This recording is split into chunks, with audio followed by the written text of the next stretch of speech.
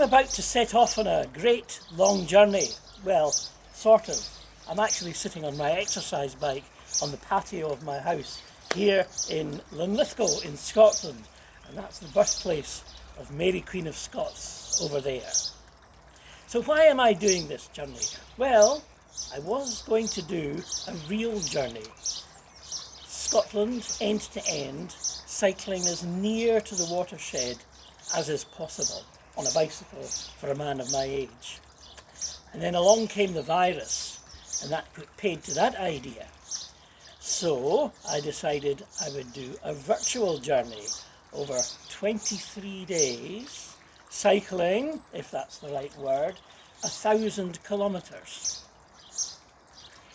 Now, why am I doing this? Well, I know a bit about the watershed.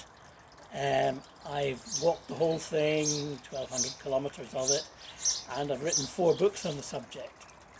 And I'm always keen to try and find a new take on the watershed, and in this case it's finding a cycling route, which I have plotted, and I will follow in my imagination and in the story that unfolds over the next 23 days.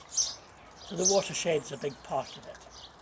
I'm passionate about landscape, about discovery, about exploration, and things of that kind. Why am I passionate? Well, one of my ancestors is the great African explorer Joseph Thomson, after whom Thomson's gazelles are named, and I have Thomson as one of my middle names. So he has been throughout my life part of my inspiration. He set off from relatively humble beginnings and explored Africa. And one of the places that he got to was the area known as Maasai Land in what we would now call Kenya. And he was the first white man to pass through Maasai Land and come out the other side alive. And the reason he did this was that his methods were entirely peaceful. He went unarmed. He realised that discussion, communication and respect would win him respect and admiration. And indeed, the Maasai people to this very day revere Joseph Thomson and the gazelles that are named after him in their area. And so a few years ago, some of us set up the Joseph Thomson Maasai Trust, and we're working in partnership with a social enterprise among the Maasai, which is aimed at providing education for girls. Education is the way out of poverty for these girls.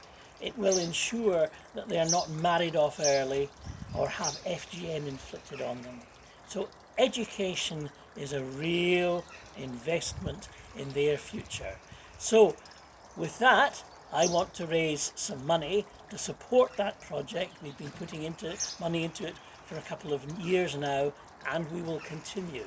And this cycle here over the next 23 days is going to show just how determined I am to achieve the things that I think are important in life.